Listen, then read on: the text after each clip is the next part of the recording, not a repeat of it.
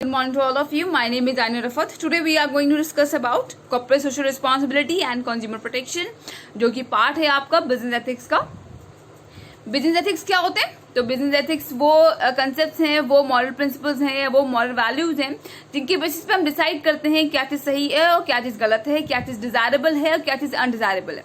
अगर हम अपनी ऑर्गेनाइजेशन को एथिकल बना देते हैं, अपनी ऑर्गेनाइजेशन के अंदर एथिकल चीजें इंश्योर करते हैं, तो उससे क्या होता है कि हमारी ऑर्गेनाइजेशन की ब्रांड रिकग्निशन बढ़ता है, हमारी ऑर्गेनाइजेशन की गुडविल इंप्रूव होती है, हमारे जो स्टेक होल्डर्स हैं उनकी एक्सपेक्टेशंस फुलफिल होती हैं।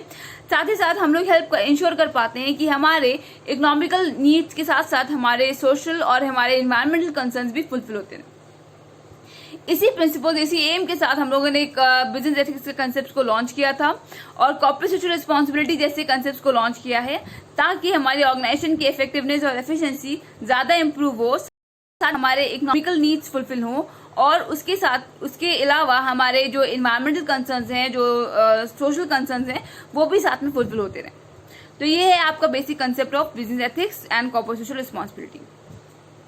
तो इस पर्टिकुलर लेक्चर में हम लोग एक्सप्लेन करेंगे, हम लोग अंडरस्टैंड करने की कोशिश करेंगे what is CSR activities and उसके बेनिफिट्स और उसके इंपॉर्टेंस क्या है और उसका बेसिक नेचर क्या है। तो let's begin. Corporate social responsibility or CSR is an analytical tool that can be used in the field of business management to facilitate different practices.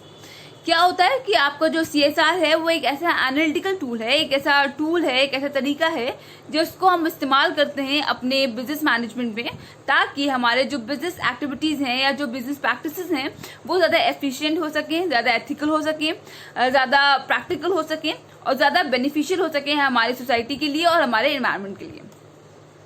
It is a concept whereby companies integrate social and environmental concerns into their business operations and in their interaction with stakeholders on voluntary basis. हमेशा याद रखिएगा कि जब हम CSR activities की बात कर रहे हैं तो वी आर टॉकिंग कि ये वो प्रैक्टिसेस हैं जो कि वॉलंटरी हैं, मतलब हम अपनी मर्जी से अपने आप करते हैं, हमारे लिए कोई मैंडेटरी नहीं है। ऐसा नहीं है कि कोई हम पे लीगल एक्शन लेगा अगर हम CSR एक्टिविटीज को फॉलो नहीं कर रहे हैं। पर अगर हम CSR एक्टिविटीज को फॉलो करते हैं तो उसके बेनिफिशियल बहुत सारे बेनिफिट्स हमको मिलते हैं, बहुत सारे फायदे मिलते हैं, बहुत सारे टैक्स डिडक्शन मिलता है, हमारी सोसाइटी के अंदर हमारा जो इमेज है वो इम्प्रूव हो जाता है, हमारे कस्टमर्स जो हैं वो ज्यादा सेटिस्फाई फील करते हैं, हमारे जो स्टेक होल्डर्स हैं उनकी एक्सपेक्टेशंस फुलफिल हो पाती हैं। तो ये सारे बेनिफिट्स होते हैं CSR एक्टिविटीज के, जो कि एक वॉलंटरी एक्टिविटी है, जो कि वॉलंटरी बेसिस पे की जाती है। तो CSR एक ऐसी एक्टिविटी है, एक ऐसा कंसेप्ट है जहां पे हम इंटीग्रेट करते हैं, मतलब मिला देते हैं सोशल एनवायरमेंटल कंसर्न्स को विद आवर बिजनेस मैनेजमेंट के कंसर्न्स। तो बिजनेस का मेन फोकस क्या होता है? बिजनेस का मेन फोकस होता है टू अर्न मैक्सिमम प्रॉफिट। तो क्या हो रहा है कि हम प्रॉफिट जनरेशन यानी कि इकोनॉमिक एक्टिविटीज के साथ साथ अपने सोशल एक्टिविटीज को और अपने इन्वायरमेंटल मिलाए दे रहे हैं। इससे क्या होगा कि हम जब हम अपनी इकोनॉमिकल एक्टिविटीज को फुलफिल करने की कोशिश करेंगे, उसके साथ ही साथ हम लोग जो है अपने सोशल कंसर्न और एनवायरमेंटल कंसर्न पे भी फोकस करेंगे। स्टेक होल्डर्स यहाँ पे वर्ड इस्तेमाल किया गया है। तो स्टेक होल्डर्स वो लोग होते हैं जो जिनका आपका इंटरेस्ट होता है आपकी ऑर्गेनाइजेशन की एक्टिविटीज में। These are those peoples who have interest. Stake का मतलब होता है इंटरेस्ट एंड होल्डर्स का मतलब रखने वाले, ठीक। तो any individual who has interest in your organization is considered to be stakeholders. Stakeholders आपके कस्टमर्स भी आपके स्टेक होल्डर्स हैं, आपके सप्लायर्स भी स्टेक होल्डर्स हैं, आपके डिस्ट्रीब्यूटर्स भी आपके स्टेक होल्डर्स हैं, आपकी जो लोकल कम्युनिटीज हैं जहां पे आप अपने पर्टिकुलर प्रोडक्ट बेच रहे हो वो भी आपके स्टेक होल्डर्स हैं, जिन्होंने आपको पैसा इन्वेस्ट किया है, that is your share holders, वो भी आपके स्टेक होल्डर्स हैं, ठीक है। साथ ही साथ आपकी गवर्नमेंट जो है, जिसको आप टैक्सेस पे करते हो, वो भी आपकी स्टेक होल्डर कहलाती है, ठीक है। तो ये सारे लोगों के एक्सपेक्टेशंस को आइडेंटिफाई करना और उसको फुलफिल करना, बहुत एथिकली करना, बहुत सोशली करना, बहुत इन्वायरमेंट के ऊपर फोकस करते हुए करना इज CSR प्रैक्टिसेस या CSR process. CSR is generally understood as being the way through which a company achieves sense of economic, environmental and social imperatives, जिसको हम लोग ट्रिपल बॉटम लाइन अप्रोच भी कहते हैं, while at the same time addressing the expectations of shareholders and stakeholders। क्या कह रहे हैं? इस पर्टिकुलर लाइन का मतलब है कि आपकी जो CSR एक्टिविटीज हैं वो ऐसा तरीका है जिसके थ्रू कंपनी अचीव करती है बहुत सारे बैलेंस अचीव करती है। बैलेंस किसमें अचीव कर रही है? बैलेंस अचीव कर रही है in economic, environmental and social imperatives के बीच में। ठीक, ये इंश्योर करती है कि हमारे जो इकोनॉमिक नीड्स हैं वो तो फुलफिल हो ही हो, साथ ही साथ हमारे एनवायरमेंटल और सोशल रिक्वायरमेंट्स भी आइडेंटिफाई हो पाए और फुलफिल हो पाए। इसके अलावा ये एड्रेस करती है हमारे expectations of shareholders and stakeholders. मतलब ये सिर्फ इकोनॉमिक या एनवायरमेंटल और सोशल के ऊपर फोकस कर रही है, साथ ही साथ ये फोकस कर रही है कि किस तरह से हमारे स्टेक होल्डर्स और शेयर होल्डर्स की जो एक्सपेक्टेशंस है वो फुलफिल हो सकती हैं, उनके नीड्स एंड वांट्स को सेटिस्फाई कर सकते हैं और उनको मैक्सिमम बेनिफिट प्रोवाइड कर सकते हैं। ये कंसेप्ट जो है वो काफी पॉपुलराइज हुआ था after 1953। This concept was launched या दिस कंसेप्ट वाज कॉइन्ड या developed by Howard Bowen. Howard Bowen करके एक आदमी थे जिन्होंने इस कंसेप्ट को लॉन्च किया, जिनको हम कंसिडर करते हैं as a father of modern CSR. मतलब मॉडर्न इसलिए कहा जा रहा है क्योंकि सीएसआर एक्टिविटीज ऐसी चीजें हैं जो बहुत पुरानी हैं। हम लोग क्लासिकल इकोनॉमिक्स के दौरान से या क्लासिकल अप्रोच के दौरान से इस कंसेप्ट को लॉन्च करते हैं या इस कंसेप्ट को फॉलो करते हैं, पर ये पॉपुलराइज हुआ व्हेन हावर्ड बोवेन इन 1953 में इस एक बुक में अंदर इस कंसेप्ट को डेवलप किया था और इस कंसेप्ट को पॉइंट किया था, इस कंसेप्ट को नाम दिया था सीएसआर का या कॉर्पोरेट सोशल रिस्पॉन्सिबिलिटी का। ठीक है, he is always considered as a father of modern CSR, हमेशा याद रखिएगा ये चीज। ठीक, the term social responsibilities differs to value oriented decisions and behaviour of the management of a business. क्या हो रहा है कि हम जब सोशल रिस्पॉन्सिबिलिटी की बात कर रहे हैं या सीएसआर की बात कर रहे हैं तो वी आर सेइंग कि हमारा जो मैनेजमेंट है, वो हमारा जो मैनेजर्स हैं, ये जो हमारा ऑर्गेनाइजेशन है, वो वैल्यू ओरिएंटेड डिसीजन ले रहा है, वैल्यू ओरिएंटेड बिहेवियर कर रहा है, ऐसी चीजें ऐसे बिहेवियर कर रहा है, ऐसे एक्शन ले रहा है, ऐसी पॉलिसीज बना रहा है जो कि बैट कर रहे हैं आपकी सोसाइटी और आपकी कम्युनिटी में। Corporate social responsibility also to as corporate conscience और कॉर्पोरेट सिटीजनशिप। आपकी जो सीएसआर एक्टिविटीज हैं उनको हम लोग कॉर्पोरेट कॉन्साइंस या कॉर्पोरेट सिटीजनशिप भी कहते हैं, which means a philosophy of self regulation injected in the running of business. Self regulation का मतलब है कि यहाँ पे अपने कामों को खुद रेगुलेट करना, अपने कामों को खुद इवेलुएट करना और अपने आप को खुद चेक करना, सेल्फ चेक करना कि हम जो काम कर रहे हैं वो ठीक कर रहे हैं, सही कर रहे हैं, या हम जो काम कर रहे हैं वो गलत हो रहा है और कहाँ पे गलत हो रहा है उसको आइडेंटिफाई करना और फिर उसको रेक्टिफाई करना। ठीक है, तो पहले क्या हो रहा है, पहले हम देख रहे हैं कि हम काम ठीक कर रहे हैं या नहीं कर रहे हैं। अगर ठीक कर रहे हैं तो ठीक है, उसको हम लगातार करते रहेंगे, और अगर कुछ गलती हो रही है तो उस गलती को आइडेंटिफाई करेंगे और उसको रेक्टिफाई करने की कोशिश करेंगे, ताकि हमारे इन्वायरमेंट को और हमारी सोसाइटी का वेलफेयर हो सके और उसको हमारे कामों की वजह से, हमारी इकोनॉमिक एक्टिविटीज की वजह से कोई नुकसान ना हो। HR बोवेन यानी कि जो फादर ऑफ मॉडर्न सीएसआर हैं, उन्होंने इस पर्टिकुलर वर्ड को, इस पर्टिकुलर टर्म को काफी अच्छे से एक्सप्लेनेशन भी दिया है। इन्होंने कहा है कि it is a obligation of businessman to pursue those policies, to make those decisions or to follow those lines of actions which are desirable in terms of objectives and value of our society। मतलब इन्होंने कहा कि जो CSR है वो एक ऐसा obligation है, एक ऐसा तरीका है जिसके थ्रू हम लोग वो पॉलिसीज को परस्यू करते हैं, वो डिसीजंस लेते हैं या वो एक्टिविटीज करते हैं या वो एक्शंस लेते हैं जो कि डिजायरेबल हैं, जो कि अच्छे हैं हमारे वैल्यू, हमारी सोसाइटी के लिए और हमारे ऑब्जेक्टिव्स को अटेन करने के लिए। ठीक है, ऑब्जेक्टिव जो है मतलब प्रॉफिट मैक्सिमाइजेशन होगा या सेल्स मैक्सिमाइजेशन होगा या शेयर होल्डर्स की वेल्थ मैक्सिमाइजेशन होगा, जो भी ऑब्जेक्टिव हो उस ऑब्जेक्टिव में कंट्रीब्यूशन कर रहे हैं, साथ ही साथ हमारी सोसाइटी के अंदर कुछ वैल्यू, कुछ ऐड कर रहे हैं, कुछ वैल्यू ऐड कर रहे हैं, something they are adding something to the society, they are contributing to the welfare of the society. ठीक है, तो ये आपका हो गया आपकी पहली डेफिनेशन। दूसरी डेफिनेशन दी है डेविस एंड ब्लूमस्टॉर्म ने, जिन्होंने कहा कि CSR refers to a personal obligation to consider the effect of his decision and actions on the whole social system. Businessmen apply social responsibility when they consider the needs and interests of the others who may be affected by business actions.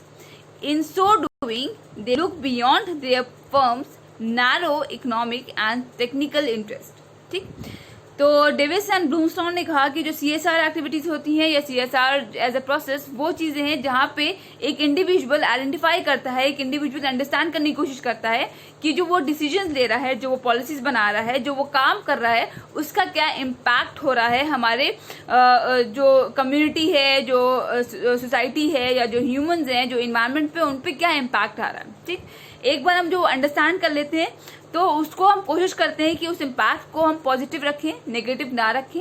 अगर negative हो रहा है तो क्यों हो रहा है, उसके पीछे वजह जान पाएं और उसको रेक्टिफाई कर पाएं, ताकि हमारे जो इकोनॉमिक रिक्वायरमेंट्स है वो तो फुलफिल हो ही हो, साथ ही साथ हमारे इन्वायरमेंट के और सोशल के रिक्वायरमेंट्स भी फुलफिल होते रहें। यहाँ पर क्या होता है, CSR की वजह से हमारी जो कंपनीज हैं वो काफी ब्रॉडर चीज पे, काफी बड़े चीजों पे फोकस करने लगती हैं। वो छोटी छोटी चीजों पे, यानी कि जो नारो ऑब्जेक्टिव, यानी कि आपके इकोनॉमिक और टेक्निकल इंटरेस्ट पे, इकोनॉमिक और टेक्निकल ऑब्जेक्टिव पे फोकस ना करके वो बड़े चीजों पे, बड़े लेवल पे चीजों को फोकस करने लगती हैं। ठीक, वो कोशिश करती हैं कि वो प्रॉफिटेबल हो, वो इकोनॉमिकली ग्रो करे, वो इकोनॉमिकली सस्टेन करें। साथ ही साथ वो कोशिश करती हैं कि उनके एक्शंस और उनके जो पॉलिसीज हैं, जो उनके डिसीजंस है, वो डिजायरेबल हो आपकी सोसाइटी के लिए। They contribute something to the society, to the community as well. ठीक, तो ये हो गया आपका basic meaning of CSR and basic definition of CSR। I hope कि आपको basic meaning and definition clear हो गए होंगे CSR एक्टिविटीज की। आगे बढ़ते हैं। Next will talk about nature और ऑफ कॉर्पोरेट सोशल रिस्पॉन्सिबिलिटीज या नेचर ऑफ CSR।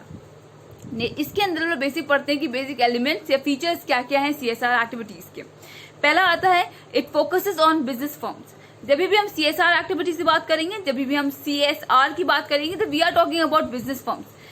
ऐसा होगा कि CSR एक्टिविटीज एक इंडिविजुअल कर रहा है या एक हाउस होल्ड में की जा रही है या एक फैमिली कर रही है, ऐसा नहीं होता। जब भी हम कॉर्पोरेट सोशल रिस्पॉन्सिबिलिटी, यानी कि कॉर्पोरेट का मतलब होता है कोई भी बिजनेस ऑर्गेनाइजेशन की सोशल रिस्पॉन्सिबिलिटी। मतलब क्या हो रहा है कि यहाँ पे बिजनेस है या बिजनेसमैन इन जनरल फोकस कर रहा है सोशल नीड्स एंड वांट्स के ऊपर, सोशल इंटरेस्ट के ऊपर, और कोशिश कर रहा है कि उसकी एक्टिविटीज के थ्रू ही adds something to the society, he adds values to the society. ठीक, दूसरी चीज आती है, it deals with moral issues.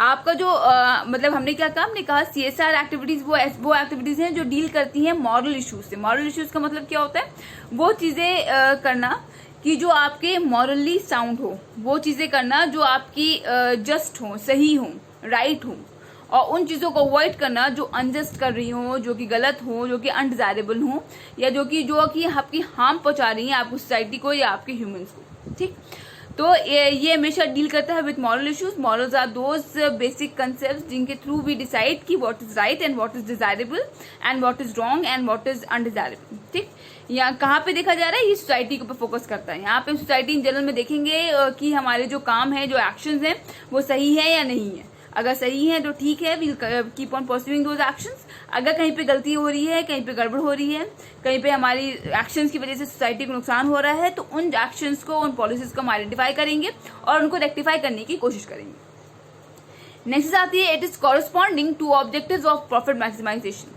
मतलब क्या है इसका मतलब है कि हमारा जो भी प्रॉफिट मैक्सिमाइजेशन की जो मेन ऑब्जेक्टिव होता है, हमेशा उसके साथ साथ चलता है आपके सोशल ऑब्जेक्टिव्स और इन्वायरमेंटल ऑब्जेक्टिव्स। ऐसा नहीं है कि अगर हम सोशली एथिकल हो गए हैं या हम CSR एक्टिविटीज पे फोकस कर रहे हैं या हम सोशल इंटरेस्ट पे फोकस कर रहे हैं, इसका मतलब ये नहीं है कि हमारे जो प्रॉफिट है वो कम हो जाएगा, या हम सेल्स पे फोकस नहीं करेंगे, या हमारी सेल्स कम हो जाएंगी, या हम ग्रो नहीं कर पाएंगे। ऐसा कभी नहीं होता।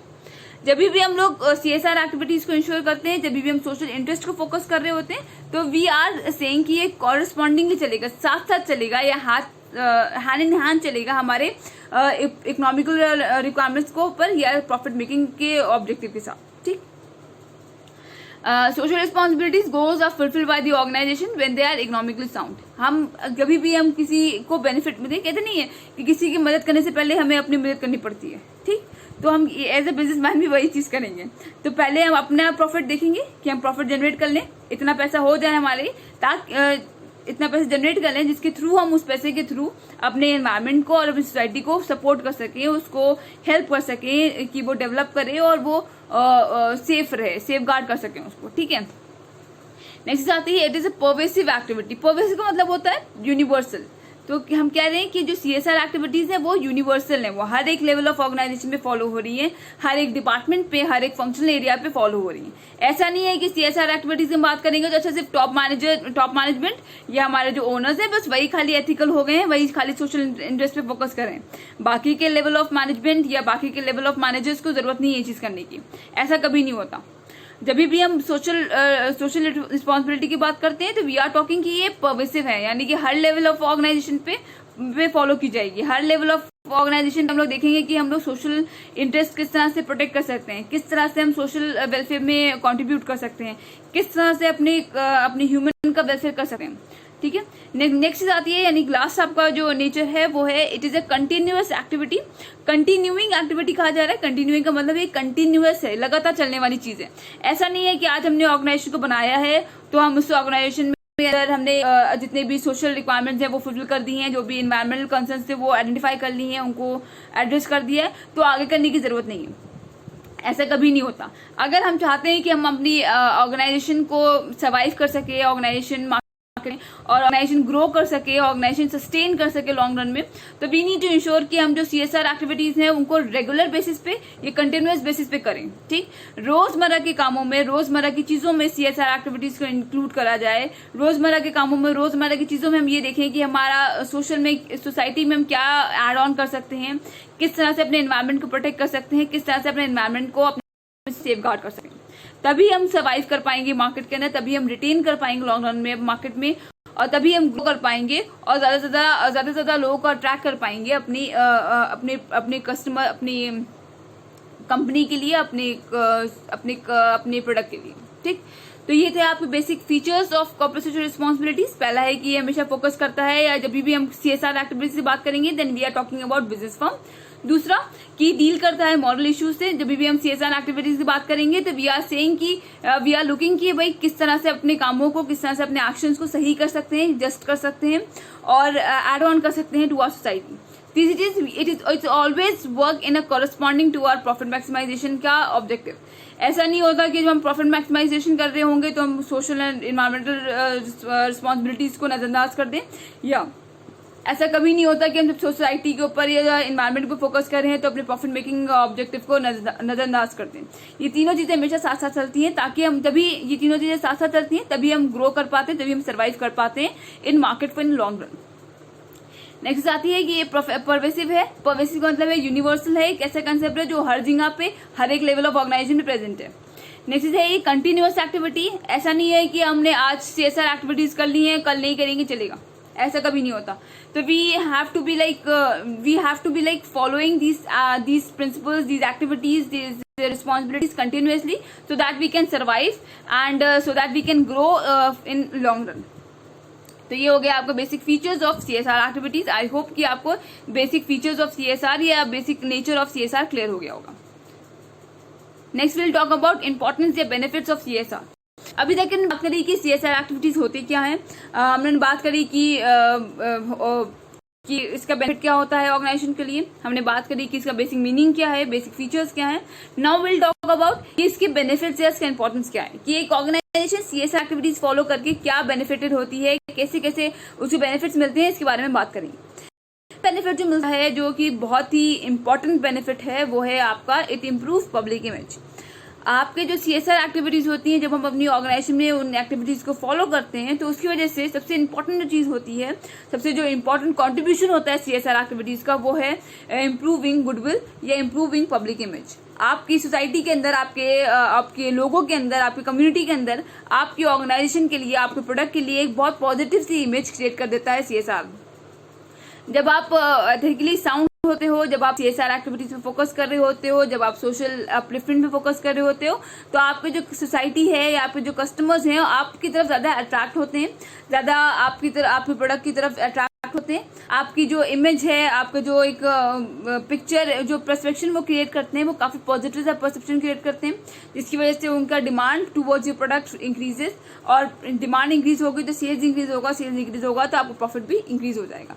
तो that's why public image is considered to be very important, और CSR एक्टिविटीज काफी इंपॉर्टेंट रोल प्ले करते हैं while building a public image, while building a goodwill in your society.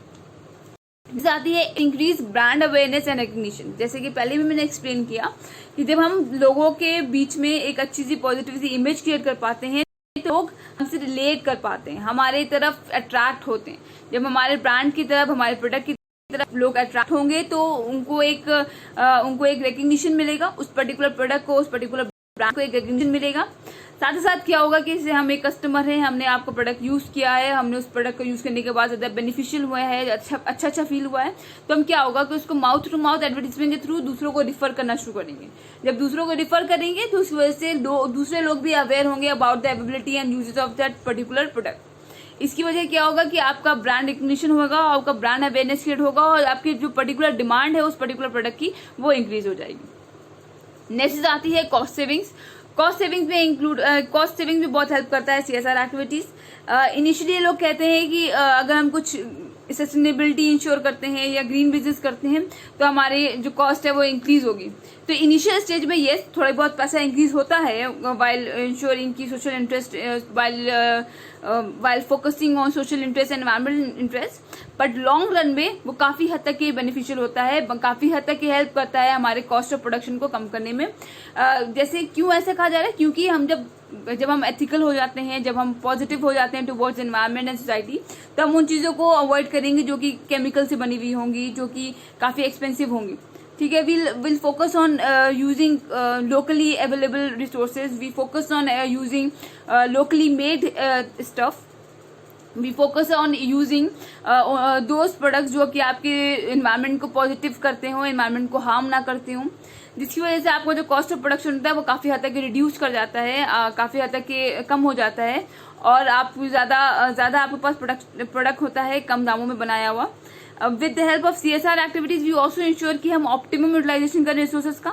Optimum utilisation का जब भी हम इंश्योर करेंगे तो हमारा वेस्टेज जो है, जो भी हमारा वेस्टेज हो रहा था while doing productions and while doing operations, वो कहीं ना कहीं कम हो जाता है। जब वेस्टेज कम होगा तो अपने आप ही हमारी जो कॉस्ट होती है वो कम हो जाती है। नेक्स्ट आती है एडवांटेजेस ओवर कॉम्पिटिटर्स। हमारे कॉम्पिटिटर्स के अमंग जो है हमको एक अलग सा स्टैंड देता है, एक स्टैंड आउट करने में हेल्प करता है। ठीक है, मतलब हमें क्या होगा कि एक डिस्टिंक्ट कैरेक्टरिस्टिक्स, एक डिस्टिंक्ट इमेज क्रिएट करके देगा, जहां पे आपके जो कस्टमर्स हैं वो आइडेंटिफाई कर पाएंगे your product over your competitors के प्रोडक्ट। आपके जो इंडस्ट्री है उसके अंदर एक अलग सी पोजिशन बना के देगा, एक अलग सा स्टैंड आउट बना के देगा, जो कि आपकी प्रोडक्ट के लिए भी काफी बेनिफिशियल होगा, आपकी कंपनी के लिए भी काफी बेनिफिशियल होगा और आपको ज्यादा से ज्यादा प्रॉफिट भी जनरेट करके देगा। नेक्स्ट आती है इंक्रीज कस्टमर एंगेजमेंट। कस्टमर्स का इन्वॉल्वमेंट, कस्टमर का engagement in your particular product वो काफी इंक्रीज हो जाता है। ऐसा क्यों हो रहा है, क्योंकि जब हम कोई नया प्रोडक्ट बना रहे हैं, जो प्रोडक्ट ऐसा बना रहे हैं जो कि सस्टेनेबल है, जो कि सोसाइटी के इंटरेस्ट पे फोकस कर रहा है, तो उसके बारे में लोगों को बताना पड़ेगा, लोगों को अवेयर करना पड़ेगा कि वो किस तरह से बेनिफिटेड है, किस तरह से बेनिफिट प्रोवाइड कर रहा है, किस तरह से वो प्रोटेक्ट कर रहा है।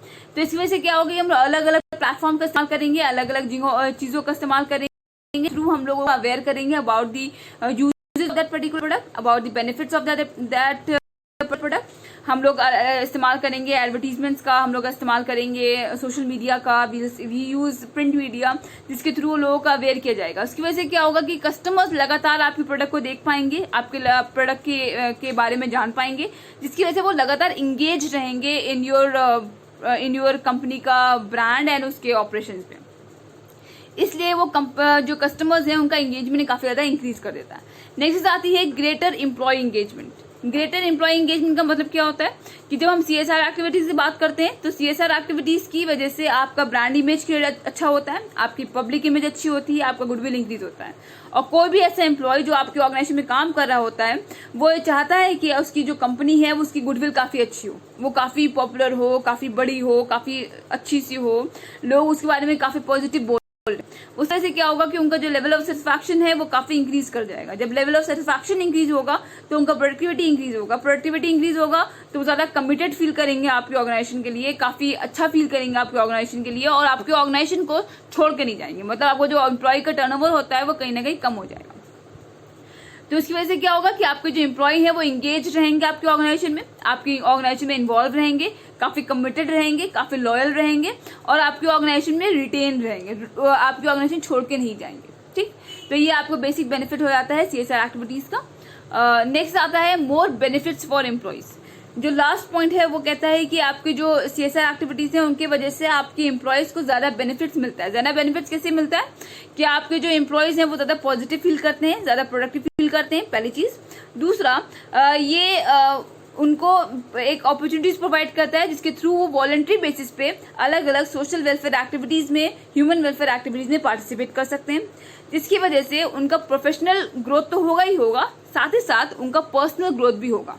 वो ज्यादा पर्सनल लेवल पे ज्यादा मेंटल साउंड फील करेंगे, मेंटली ज्यादा साउंड फील करेंगे, ज्यादा अच्छा फील करेंगे, ज्यादा पॉजिटिव फील करेंगे। तो ये थे आपके बेसिक फीचर्स या बेसिक बेनिफिट्स या basic importance of CSR activities. पहला है कि ये गुडविल इंप्रूव करता है। दूसरा, ये ब्रांड रिकग्निशन या ब्रांड अवेयरनेस प्रोवाइड करता है। तीसरा, ये कॉस्ट ऑफ प्रोडक्शन को डिक्रीज करने में या कॉस्ट ऑफ प्रोडक्शन को रिड्यूस करने में हेल्प करता है। नेक्स्ट आती है कि एक अपर हैंड प्रोवाइड करता है ओवर योर कॉम्पिटिटर्स, एक कॉम्पिटिटिव एडवांटेज प्रोवाइड करता है। नेक्स्ट आती है कि आपको जो कस्टमर्स हैं वो ज्यादा इन्वॉल्व रहते हैं, वो लगातार अवेयर रहते हैं, लगातार सुनते रहते हैं, समझते रहते हैं about changes in your brand, किस तरह से आपको ब्रांड आपकी सोसाइटी के नीड्स एंड एनवायरमेंट के नीड्स को आइडेंटिफाई करके फुलफिल करने की कोशिश कर रहा है। नेक्स्ट चीज आती है कि आपके जो एम्प्लॉयज होते हैं वो ज्यादा प्रोडक्टिव फील करते हैं, ज्यादा इंगेज रहते हैं, ज्यादा लॉयल फील करते हैं, ज्यादा कमिटेड फील करते हैं और आपकी ऑर्गेनाइजेशन में रिटेन रहते हैं, मतलब आपकी ऑर्गेनाइजेशन को छोड़ के नहीं जाते। और लास्ट चीज आती है कि आपकी ऑर्गेनाइजेशन के एम्प्लॉइज को वो सिर्फ पर्सनली नहीं, प्रोफेशनल ग्रोथ की भी अपॉर्चुनिटीज प्रोवाइड करता है। आपको एज अ एम्प्लॉय प्रोवाइड करता है अपॉर्चुनिटीज जहां पे आप वॉलंटरी बेसिस पे एनवायरमेंटल और ह्यूमन वेलफेयर एक्टिविटीज में इंडल्ज कर सकते हैं, उसमें पार्टिसिपेट कर सकते हैं और प्रोफेशनली और पर्सनली ग्रो कर सकते हैं। First will talk about corporate social responsibilities towards employees. जो भी हमारे एम्प्लॉइज होते हैं, जो भी ऑर्गेनाइजेशन में काम करने वाले लोग होते हैं, वो उनकी तरफ हमारी क्या ऑब्लिगेशंस होते हैं, हमारी क्या रिस्पॉन्सिबिलिटीज हैं और किस तरह से हम उनकी प्रोडक्टिविटी को, किस तरह से उनकी एफिशिएंसी को एनहांस कर सकते हैं, उसके बारे में हम डिस्कस करने वाले हैं। Employees are considered to be very important for the organization की effectiveness and efficiency. They are the human capital. They help in achieving organizational objectives. Therefore, it's an obligation of the organization to fulfill the needs and wants of the employees, which will help them in achieving greater productivity. हमारा जो organisation में काम करने वाले employees होते हैं वो हमारे लिए बहुत इंपॉर्टेंट होते हैं। They are considered to be the assets of the organisation. इन्हीं के थ्रू हम लोग अपने ऑब्जेक्टिव्स को, अपनी स्ट्रैटेजीज को, अपने प्लान्स को अचीव कर पाते हैं। और ये ऑर्गेनाइजेशन की रिस्पॉन्सिबिलिटीज होती है कि वो अपने वर्कर्स के नीड्स एंड वांट्स को, उनके एस्पिरेशंस को, उनके रिक्वायरमेंट्स को समझे और उसको फुलफिल करने की कोशिश करे, जिसकी वजह से उनकी जो प्रोडक्टिविटी है, उनकी जो एफिशिएंसी है, उनकी जो लॉयल्टी है, वो सब काफी बढ़ जाएगी और वो ज्यादा पॉजिटिव तरीके से काम कर पाएंगे, जिसकी वजह से हमारी ऑर्गेनाइजेशन को भी काफी हद तक बेनिफिट मिलने वाला है। तो कुछ जो सोशल रिस्पॉन्सिबिलिटीज हैं उनके बारे में बात करते हैं। पहली जो सोशल रिस्पॉन्सिबिलिटी है ऑफ कंपनीज टुवर्ड्स एम्प्लॉइज वो है meaningful job and job satisfaction. One of the most important obligation of the companies towards employees is to provide them with meaningful job. Meaningful job का मतलब है कि ऐसा काम provide करना, ऐसा टास्क प्रोवाइड करना जहाँ पे एम्प्लॉइज जो है उनका जो सोशल अपलिफ्टमेंट है, उनका जो वर्क अपलिफ्टमेंट है वो हो सके, वो ज्यादा पॉजिटिव फील कर सके, उनका जो सोशल रिक्वायरमेंट है वो फुलफिल हो सके। दूसरा आता है हमारा जिसकी वजह से उनका जो जॉब रिलेटेड सेटिस्फैक्शन है वो बढ़ जाएगा, वो ज्यादा पॉजिटिव फील करेंगे, ज्यादा अच्छा फील करेंगे। दूसरा जो ऑब्लिगेशन है of the employ of the company towards employees वो है फेयर रिटर्न्स प्रोवाइड करना। Fair returns in the form of wages and salaries.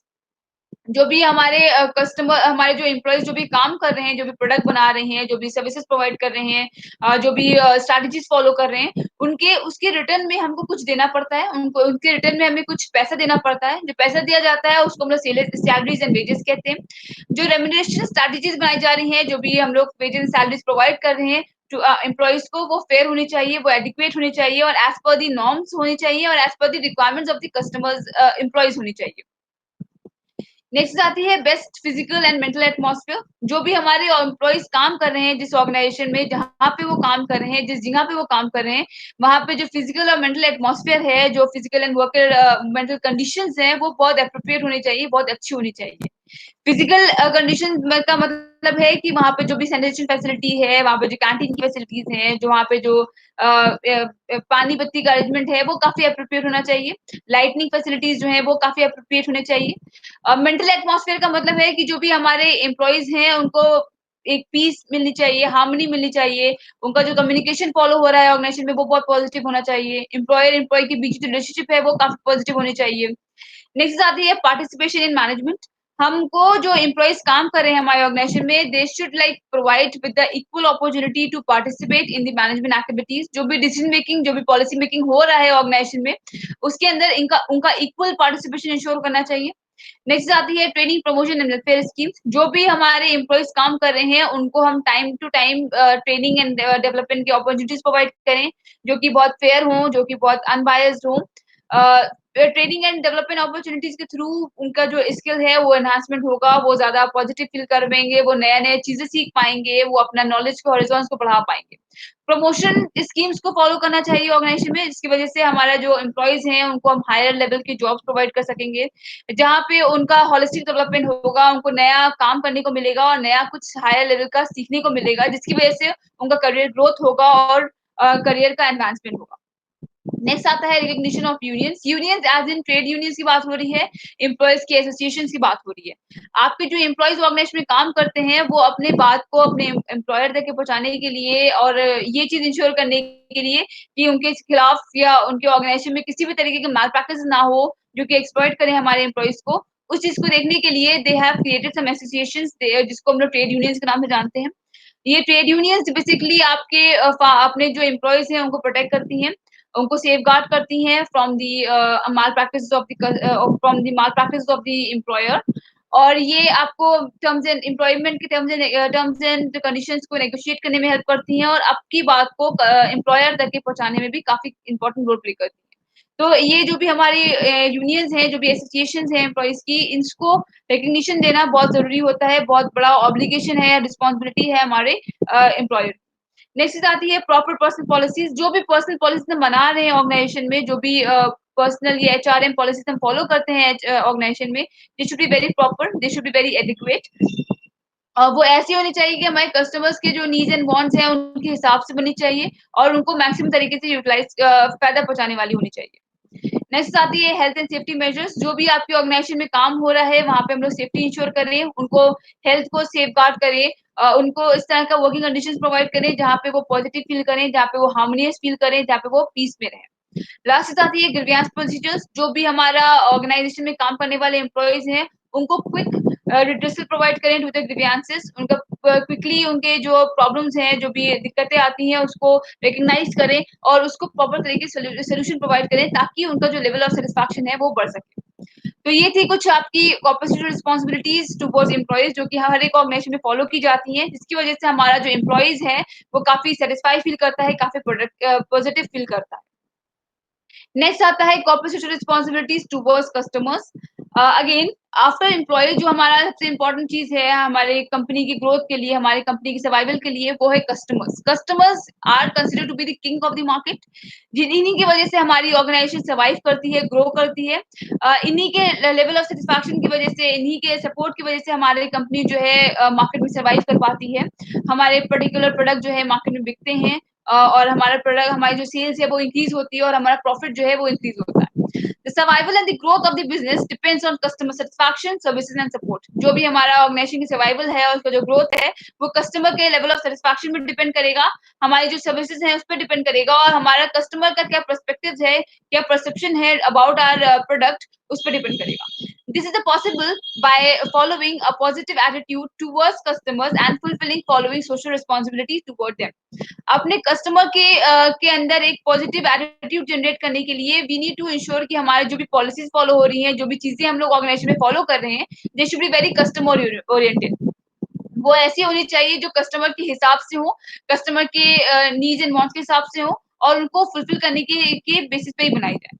और किसी भी तरीके का एक्सप्लॉयटेशन या किसी भी तरीके के माल प्रैक्टिस में हम लोग इंडल्ज ना करें, जो कि हमारे कस्टमर को कहीं ना कहीं नुकसान पहुंचा सकती है। तो कुछ मेजर रिस्पॉन्सिबिलिटीज हैं जो कॉर्पोरेट सेक्टर्स फॉलो करते हैं towards customers are as follows. पहली आती है quality. Quality consider to be the very important element of your product. हमारा जो कस्टमर है उसको रिटेन करने के लिए, उसको अट्रैक्ट करने के लिए क्वालिटी बहुत इंपॉर्टेंट रोल प्ले करती है। क्वालिटी एज इन की प्रोडक्ट की क्वालिटी कैसी है, प्रोडक्ट की क्वालिटी अगर अच्छी होगी तो कस्टमर जो है अपने आप ही आपके कस्टमर की तरफ, आपके प्रोडक्ट की तरफ अट्रैक्ट होगा और आपके प्रोडक्ट की तरफ लॉयल रहेगा और उसको आप लोग लगातार वो आपके प्रोडक्ट को खरीदेगा। तो it's become an obligation for your organisation कि वो एक गुड क्वालिटी प्रोडक्ट प्रोवाइड करे कस्टमर्स को, वो भी ऐसे प्रोवाइड करे जो कि रीजनेबल प्राइसेस पे अवेलेबल हो। क्वालिटी जो है वो ऐसी होनी चाहिए, इंग्रेडिएंट्स जो आप इस्तेमाल कर रहे हैं प्रोडक्ट में वो इस तरह के होने चाहिए जो आपके कस्टमर के को किसी भी तरीके का नुकसान ना पहुंचाएं, उसकी हेल्थ को नुकसान ना पहुंचाएं, उसके एनवायरमेंट को नुकसान ना पहुंचाएं। दूसरा आता है फेयर प्राइसेस। अगेन प्राइसेस मतलब क्वालिटी के अलावा जो दूसरी चीज बहुत इंपॉर्टेंट रोल प्ले करती है टू अट्रैक्ट कस्टमर्स, वो है प्राइसेस। कि जो आपका प्रोडक्ट है उसके prices should be very fair, it should be very appropriate. ऐसा ना हो कि प्रोडक्ट कस्टमर को लगे कि आप जो है बेकार का प्राइस हमसे ले रहे हैं या जो बेनिफिट्स आप प्रोवाइड कर रहे हैं वो वर्थ नहीं है। जो प्राइस हमसे ले जा रहे हैं और जो बेनिफिट प्रोवाइड किया है उसमें काफी डिफरेंस आ रहा है, ऐसा नहीं होना चाहिए। ठीक है, तो प्राइसेस सेट करते वक्त हम लोग देखते हैं कि हमारे कस्टमर किस तरह का प्राइसेस पे करना चाह रहे हैं, पहली चीज। दूसरा, हम लोग देखते हैं कि हमारा जो कस्टमर है, हमारे जो कॉम्पिटिटर्स हैं वो किस तरह का प्राइसेस चार्ज कर रहे हैं और उसी हिसाब से हम अपने पर्टिकुलर प्रोडक्ट के प्राइसेस को सेट करते हैं। ये चीज इंश्योर की जाती है कि हमारा जो कस्टमर है उसकी नीड्स एंड वांट सेटिस्फाई हो सके, हम अपने जो भी कॉस्ट लगाते हैं पर्टिकुलर प्रोडक्ट को बनाने में वो भी निकल जाए और प्रॉफिट भी जनरेट हो जाए और कस्टमर को एक्सप्लॉइटेशन भी ना हो। ये चीजें, चारों चीजें इंश्योर करते वक्त ही ये सब चारों चीजें हम लोग ध्यान देते हैं while setting the price of the product, जहाँ पे हम लोग देखते हैं कि prices should be very fair, very adequate. Next चीज आती है ऑनेस्ट एडवर्टाइजिंग। ऑनेस्ट एडवर्टाइजिंग का मतलब है कि हम जो भी एडवर्टाइजमेंट के तरीके अपना रहे हैं जिसके थ्रू अपने प्रोडक्ट को प्रमोट कर रहे हैं, they should be very honest. मतलब हम किसी भी तरीके की मिसलीडिंग इन्फॉर्मेशन उनको नहीं दे रहे, कोई भी फ्रॉडेंट इन्फॉर्मेशन नहीं दे रहे, कोई फ्रॉड प्रोमिस नहीं कर रहे हैं, कोई फेक प्रोमिस नहीं किए जा रहे हैं, और उनको हम सही सही बता रहे हैं कि हमारे प्रोडक्ट में क्या क्या इंग्रेडिएंट्स हैं, उसके क्या क्या बेनिफिट्स होने वाले हैं, उसके क्या क्या साइड इफेक्ट हो सकते हैं। इन सब चीजों के बारे में हम पहले से ही डिस्क्लोज कर देते हैं ताकि हमारा जो कस्टमर है उससे किसी भी तरीके की प्रॉब्लम ना हो। नेक्स्ट आती है after sale services. Again after sale services मतलब एक बार प्रोडक्ट बिक गया है, हमारा कस्टमर ने प्रोडक्ट खरीद लिया है और उस प्रोडक्ट के बारे में उसका फीडबैक क्या है, वो कैसा सोच रहा है, उसको कहाँ पे प्रॉब्लम आ रही है, उसको कहाँ पे डिमॉन्स्ट्रेशन की जरूरत है, उसको कहाँ पे सर्विसेज की जरूरत है। ये चीजों को आइडेंटिफाई करना और उसको सेटिस्फाई करना भी आपके जो ऑर्गेनाइजेशन है उसके लिए बहुत इंपॉर्टेंट होता है। अगर आपकी ऑर्गेनाइजेशन आप प्रॉपर आफ्टर सर्विसेज नहीं देती है, आपकी ऑर्गेनाइजेशन जो है कस्टमर को प्रॉपर तरीके से या गुड तरीके से, अच्छी तरीके से सर्विसेज नहीं देती है, तो आपका कस्टमर जो है वो रिटेन नहीं करेगा, रुकेगा नहीं आपके प्रोडक्ट की तरफ।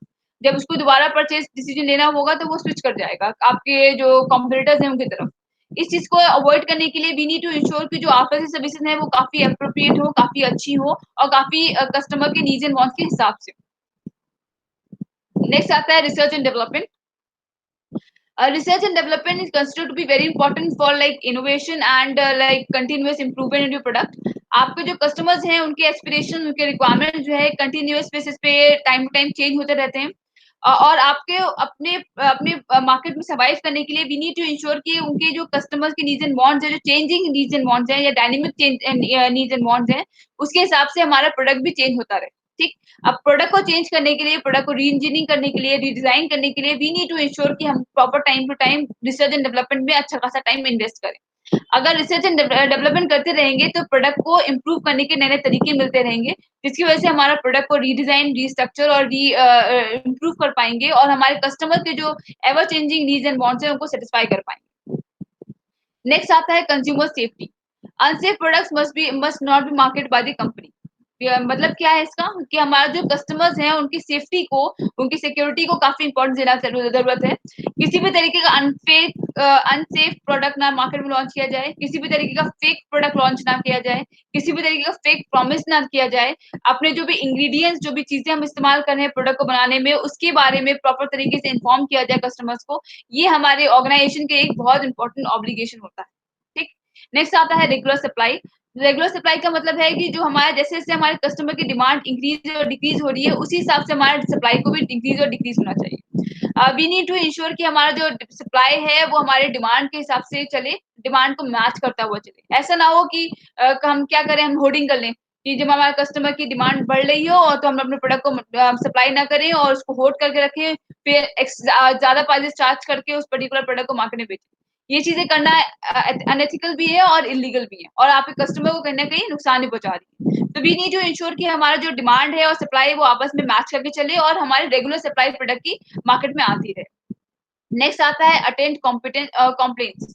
अटेंड कंप्लेंट्स का मतलब है कि जो भी प्रॉब्लम्स आ रही है कस्टमर को, उसका क्विक रिड्रेसल प्रोवाइड करना, उसको क्विक सोल्यूशन प्रोवाइड करना। जो भी प्रॉब्लम आ रही है उसका कस्टमर के टाइम टाइम उनका फीडबैक लेना regarding your product, regarding service of your organisation, और उसको एट पॉइंटो तरीके से उसको सॉल्व करना। नेक्स्ट आता है अवॉइड मोनोपोलिस्टिक कंपटीशन। किसी भी तरीके की मोनोपोली, किसी भी तरीके के मोनोपोलिस्टिक कंपटीशन को अवॉइड करना। ऐसा ना हो कि आप ही सिर्फ इकलौते पर्टिकुलर किसी पर्टिकुलर प्रोडक्ट के आप इकलौते ही सप्लायर बन जाओ या आप इकलौते मैन्युफैक्चरर बन जाओ। इस तरह की चीजों को अवॉइड करने की जरूरत होती है, क्योंकि कस्टमर हमारे बहुत सारे हैं, पॉपुलेशन की वजह से कस्टमर्स बहुत सारे होंगे, उनकी डिमांड भी बहुत इंक्रीज कर रही होगी डे पर डे। तो आपको बहुत सारे लोगों को मिलकर ही उनके डिमांड को, उनके नीड्स को, उनकी रिक्वायरमेंट्स को फुलफिल करने की जरूरत होती है। तो अगर हम मोनोपोली कर लेंगे, मोनोपोलिस्टिक कर लेंगे, तो क्या होगा कि हम प्राइस मेकर बन जाएंगे। हम बहुत एक्सप्लॉइट करने के लिए कस्टमर को बहुत ज्यादा प्राइसेस चार्ज करने लगेंगे प्रोडक्ट के, या मे बी हम मार्केट में सप्लाई ना करें प्रोडक्ट की, जिस वजह से हमारा कस्टमर कहीं ना कहीं सफर करेगा। तो ये जो हमें ये मोनोपोलिस्टिक कंपटीशन या मोनोपोली पर्टिकुलर चीजों में अवॉइड करने की जरूरत है, ताकि हमारे कस्टमर किसी भी तरीके का एक्सप्लॉइटेशन फेस ना करें। लास्ट आता है आपका training and demonstration. Training and demonstration का मतलब है कि जब हम कोई पर्टिकुलर प्रोडक्ट खरीदते हैं, कोई पर्टिकुलर अप्लायंसेस खरीदते हैं, specially when it comes to electronic appliances खरीद रहे हैं, तो कस्टमर को समझने के लिए कि किसी को उसको किस तरह से ऑपरेट करना है, किस तरह चलाना है, उसके लिए प्रॉपर डेमोन्स्ट्रेशन देना, प्रॉपर ट्रेनिंग देना भी बहुत जरूरी होता है।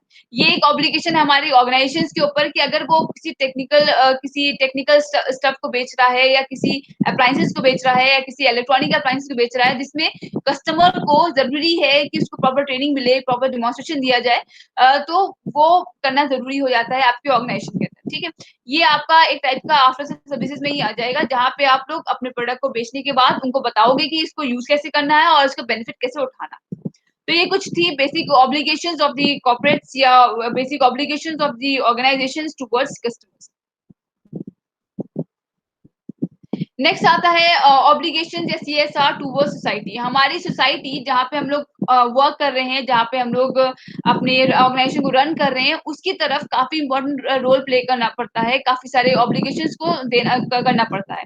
ऐसा क्यों होता है? It just a way of giving back to society. आप जहाँ से रिसोर्सेज ले रहे हो, जहाँ से आप मैन पावर ले रहे हो, जहाँ से आप नेचुरल रिसोर्स का इस्तेमाल कर रहे हो, जहाँ का लैंड इस्तेमाल कर रहे हो, वहां पे लोगों को कुछ वापस करना पड़ेगा, ताकि हमारे जो आने वाली जनरेशन है, जो आगे के लोग हैं, उनके लिए भी वो रिसोर्सेज अवेलेबल रहे और उनका भी वेलफेयर हो सके। Social responsibility is the responsibility of an organization for the impact of its decisions and activities on the society and the environment through transparent and ethical behavior that is consistent with sustainable development and welfare of the society, taken into account the expectations of shareholders. यहाँ पे क्या कहा गया है कि हमारा जो social responsibility है वो एक तरीका होता है जहाँ पे अपनी ऑर्गेनाइजेशन जो है वो देखती है कि उनका जो डिसीजन है, उनका जो एक्टिविटीज है, उनका क्या इम्पैक्ट आ रहा है सोसाइटी के ऊपर और एनवायरमेंट के ऊपर। इस चीज को देखने के लिए they adopt a transparent and ethical behaviour. जो भी वो काम कर रहे होंगे, जो भी एक्टिविटीज कर रहे होंगे, उसको वो काफी ट्रांसपेरेंट कर लेंगे, साथ ही साथ बहुत एथिकल हो जाएंगे, और ये इंश्योर करेंगे कि चीजों का सस्टेनेबल डेवलपमेंट। सस्टेनेबल डेवलपमेंट का मतलब है कि जो भी रिसोर्सेज का, जो भी चीजों का हम इस्तेमाल आज कर रहे हैं, वो इस तरह से इस्तेमाल करें कि आगे वाले जनरेशन के लिए, आगे वाले लोगों के लिए भी वो चीजें अवेलेबल रहें, और साथ ही साथ हम वेलफेयर कर पाए सोसाइटी का, जो भी लोग हमारे हैं, जो भी कम्युनिटी है, जो भी रीजन है, उसका भी वेलफेयर हो सके। और साथ ही साथ हम इन सब चीजों करते वक्त हम ये भी देखेंगे कि हमारे जो स्टेक होल्डर्स हैं, मतलब जो लोग जिनका इंटरेस्ट है हमारे ऑर्गेनाइजेशन की वर्किंग में, उनके भी एक्सपेक्टेशन, उनके भी रिक्वायरमेंट भी फुलफिल होते रहे। ये चीजें इंश्योर करने के लिए देयर आर सम वेज जिसको हम लोग अडॉप्ट करते हैं, जिसके थ्रू हम लोग इंश्योर करते हैं कि जो कॉर्पोरेट जो रिस्पॉन्सिबिलिटीज है टुवर्ड्स सोसाइटी वो फुलफिल होती रहे।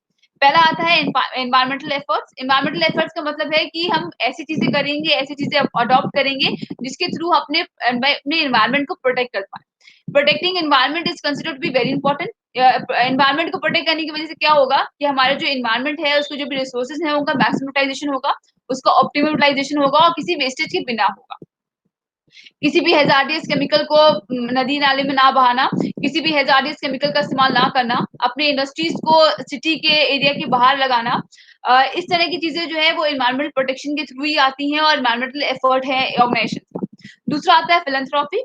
फिलैंथ्रोपी एक ऐसा कंसेप्ट है, एक फील्ड ऑफ स्टडी है जहाँ पे हम लोग चैरिटी करते हैं। मतलब क्या हो रहा है यहाँ पे कि ऑर्गेनाइजेशंस को, कुछ चैरिटेबल ऑर्गेनाइजेशंस को, चैरिटेबल ट्रस्ट को सपोर्ट करने की जरूरत है ताकि ह्यूमन का और इंसानों का वेलफेयर हो सके। ये वेलफेयर एक्टिविटीज को सपोर्ट करके वो क्या होता है कि वो तो पहले अपनी गुडविल इंप्रूव करती है, दूसरा उसको जो गवर्नमेंट ऑफ इंडिया है मिलते हैं, काफी टैक्स डिडक्शन मिलते हैं, साथ ही साथ वो कुछ अच्छा, कुछ पॉजिटिव कर पाता है सोसाइटी के लिए और अपने अपने लोगों के लिए। नेक्स्ट आता है ethical labour practices. Ethical labour practice का मतलब है it is a way of protecting labour and treating them Fairlie. जो भी ऑर्गेनाइजेशन में काम करने वाले लेबर्स हैं, जो भी काम करने वाले एम्प्लॉइज हैं, उनको प्रोटेक्ट करना और उनको फेयरली ट्रीट करना, उनके जो काम हो रहा है उसके लिए प्रॉपर वेजेस प्रोवाइड करना, प्रॉपर सैलरीज प्रोवाइड करना, उनको ट्रेनिंग एंड डेवलपमेंट की अपॉर्चुनिटीज प्रोवाइड करना, ये भी हमारे ऑर्गेनाइजेशन की एक ऑब्लिगेशन है टूवर्ड्स सोसाइटी। एंड लास्ट चीज आती है वॉलंटरी। वॉलंटरिंग का मतलब है कि अपनी मर्जी से कोई काम करना, किसी पर्टिकुलर गुड डीड में, कुछ अच्छे कामों में, कुछ अच्छी चीजों में खुद ब खुद अपनी मर्जी से इन्वॉल्व होना।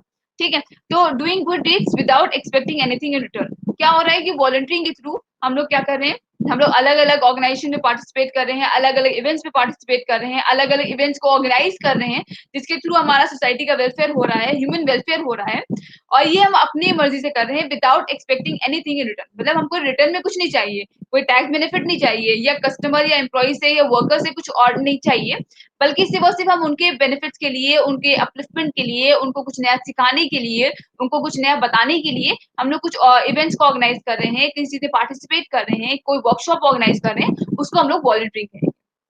तो ये थे कुछ तरीके जिसके थ्रू हम लोग इंश्योर करते हैं अपनी ऑर्गेनाइजेशन में एथिकल प्रैक्टिसेस, अपने ऑर्गेनाइजेशन में कॉर्पोरेट सोशल रिस्पांसिबिलिटीज। पहले जो बात करी थी हमने एम्प्लॉयज की तरफ बात की थी कि एम्प्लॉयज को हम लोग अच्छा जॉब प्रोवाइड करेंगे, उनको फेयर रिटर्न्स प्रोवाइड करेंगे, उनके फिजिकल और मेंटल एटमॉस्फेयर पे देखिए ध्यान देंगे, उनको equal participation, equal opportunities provide करेंगे, उनको proper time to time training and development opportunities provide करेंगे, उनकी जो एसोसिएशंस होती है उनको रिकॉग्नाइज करेंगे, उनके लिए अच्छी पॉलिसीज बनाएंगे, अच्छे एचआर पॉलिसीज फॉलो करेंगे, उनको जो एनवायरनमेंट है उसको सेव करेंगे, हेल्दी बनाएंगे, और उनको क्विक ग्रीवेंस का रिड्यूसल प्रोवाइड करेंगे। फिर बात करिए हम लोगों ने कस्टमर की तरफ सोशल रिस्पांसिबिलिटीज, जहां पे हमने देखा कि कस्टमर के सेटिस्फैक्शन लेवल को किस तरह से इंक्रीज करना है, किस तरह से उनके सपोर्ट को इंक्रीज करना है, किस तरह से उनके दिमाग में एक पॉजिटिव इमेज क्रिएट करना है टुवर्ड्स दी ऑर्गेनाइजेशन। ये चीज करने के लिए we need to adopt several ways. उनको प्रॉपर क्वालिटी के प्रोडक्ट्स प्रोवाइड करेंगे, रीजनेबल प्राइसेस प्रोवाइड करेंगे, एक ऑनेस्ट तरीका अपनाएंगे एडवर्टाइज करने का, जहाँ पे किसी भी तरीके की मिसलीडिंग इन्फॉर्मेशन नहीं देंगे, अच्छी आफ्टर सर्विसेज प्रोवाइड करेंगे, proper and time to time या कंटिन्यूअस इंप्रूवमेंट लेके आएंगे with the help of research and development, जिसकी वजह से हमारा प्रोडक्ट जो है वो एप्रोप्रिएट बनेगा और हमारे कस्टमर के नीड्स एंड वांट्स को, इंक्रीजिंग नीड्स एंड वांट्स को सेटिस्फाई कर पाएगा। कस्टमर की सेफ्टी पर ध्यान देंगे, उनको रेगुलर सप्लाई इंश्योर करेंगे कि डिमांड और सप्लाई आपस में मैच करके रखें, उनके जो भी कंप्लेंट्स होंगे उसको क्विक रिड्रेसल प्रोवाइड करेंगे, मोनोपोली या किसी भी तरीके की मोनोपोलिस्टिक कंपटीशन को अवॉइड करेंगे, और उनको time to time proper training and development देंगे, प्रॉपर डेमोन्स्ट्रेशन देंगे, ताकि वो पर्टिकुलर प्रोडक्ट को आसानी से और अपने मैक्सिमम तरीके से इस्तेमाल कर सके। लास्ट आता है आपका सीएसआर एक्टिविटीज टुवर्ड्स सोसाइटी, जहाँ पे हम देखते हैं कि सोसाइटी का कैसे वेलफेयर करना है, कैसे अपने ह्यूमंस का वेलफेयर करना है, कैसे अपनी कम्युनिटी को इम्प्रूव करना है। इसको इंश्योर करने के लिए वी अडॉप्ट सेवरल वेज, जैसे कि हमने एनवायरनमेंट को प्रोटेक्ट करने के लिए हम लोग बहुत से तरीके अपनाते हैं, एनवायरनमेंट को प्रोटेक्ट करते हैं, जहाँ पे हम रिसोर्सेज ले रहे होते हैं और रिसोर्सेज का मैक्सिमम यूटिलाइजेशन करेंगे, विदाउट एनी वेस्टेज करेंगे, अपने प्रोडक्ट का कोई भी हार्मफुल केमिकल्स का इस्तेमाल नहीं करेंगे, किसी भी हार्मफुल चीजों का या वेस्टेज को हम लोग जो रिवर्स होंगी या जो चीज होते हैं उसमें डंप नहीं करेंगे। फिलैंथ्रोपी में इन्वॉल्व होंगे, फिलैंथ्रोपी का मतलब है हम लोग चैरिटेबल ऑर्गेनाइजेशन सेटअप करेंगे, ये चैरिटीज करेंगे और उसके थ्रू अपने वेलफेयर एक्टिविटीज में सबको सपोर्ट करेंगे। नेक्स्ट आता है एथिकल बिजनेस प्रैक्टिसेस फॉलो करेंगे, अपने ऑर्गेनाइजेशन के अंदर हम लोग एथिकल तरीके से अपने लेबर को प्रोटेक्ट करेंगे, उनको किसी भी तरीके का नुकसान नहीं पहुंचाने देंगे। और लास्ट चीज आती है वॉलंटरी करना, अपने जो ऑर्गेनाइजेशन में जो काम करने वाले अपने जो ऑर्गेनाइजेशन में जो काम करने वाले एम्प्लॉइज हैं उनको परसू करेंगे, साथ ही साथ अपने खुद की ऑर्गेनाइजेशन को परसू करेंगे कि वो अलग अलग अच्छे कामों में, अच्छी चीजों में, अच्छे रिक्वायरमेंट्स में इन्वॉल्व हो, ताकि हमारे जो एम्प्लॉइज हैं, जो भी हमारे कस्टमर्स हैं, हमारे जो भी ह्यूमंस हैं, हमारी जो सोसाइटी है उसका वेलफेयर हो सके, और विदाउट एनी एक्सपेक्टेशंस वो काम करें। तो ये था आपका कुछ बेसिक से सोशल रिस्पॉन्सिबिलिटीज जो कॉर्पोरेट सेक्टर्स करते हैं। आई होप कि आपको समझ में आया हो। Thank you so much for joining my class. Have a nice day.